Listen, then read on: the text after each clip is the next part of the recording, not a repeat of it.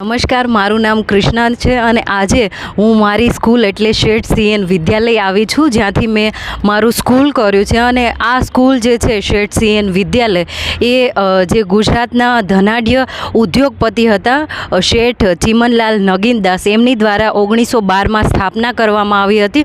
અને આ જે શાળા સ્થાપવાનો એમનો ઉદ્દેશ એ હતો કે ત્યારે શિક્ષણ એટલું પ્રાપ્ય નહોતું અને જે સામાન્ય લોકો હોય એના સુધી પ્રાપ્ત નહોતું થતું. એટલે શેઠ ચીમનલાલ નગીનદાસની એવી ઈચ્છા હતી કે બધાય લોકોને શિક્ષણ પ્રાપ્ત થાય, એટલે શેઠ સીએન વિદ્યાલયની સ્થાપના કરવામાં આવી. અને મને બહુ જ ખુશી થાય છે કે અહીંયાથી મેં મારું સ્કૂલ છે એ કર્યું છે. મારી આ નિશાળ છે અને મારી આ સીએન છે જ્યાંથી મેં મારું સ્કૂલ કર્યું છે. અને સાથે સાથે હું અહીંયા જે હોસ્ટેલ હોય છે એમાં રહેલી છું. તો હોસ્ટેલની ઘણી એવી યાદો કે વહેલા ઉઠવાનું, પછી કસરત કરવાની, પછી ત્યાં ખાવા જવાનું, વહેલા જમી લેવાનું, પછી પાછું અહીંયા સ્કૂલમાં આવી જવાનું, પછી 5 વાગે છૂટીને પાછું હોસ્ટેલ જવાનું, પછી 6 વાગે જમવાનું, સફાઈ કરવાનું. એટલે કે આ શેઠ જે સીએન વિદ્યાલય છે ત્યાં તમે ખાલી એક શિક્ષણ નથી મેળવતા, પણ જે નૈતિક જે નીતિ નિયમો છો એને સમાજ સેવા છે એ, અને તમારામાં સ્વાવલંબનના પણ ગુણો આવે છે.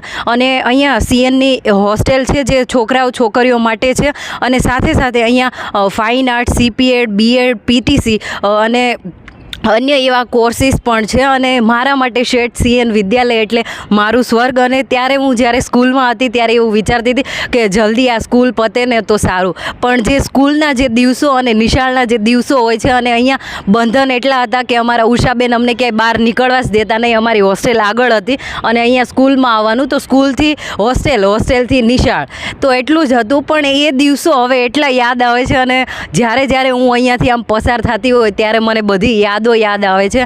અને શેઠ સીએન વિદ્યાલય મારા માટે એકદમ મારા જીવનનો એકદમ સુવર્ણ કાળ કહેવાય એ છે. ધન્યવાદ. અને આ એકદમ કંઈ પેડ વિડીયો નથી, મારી આ નિશાળ છે અને આ મારો પ્રેમ છે આ નિશાળ પ્રત્યેનો, એટલા માટે વિડીયો મેં બનાવ્યો છે. Thank you everyone. મળીએ નેક્સ્ટ વિડીયો.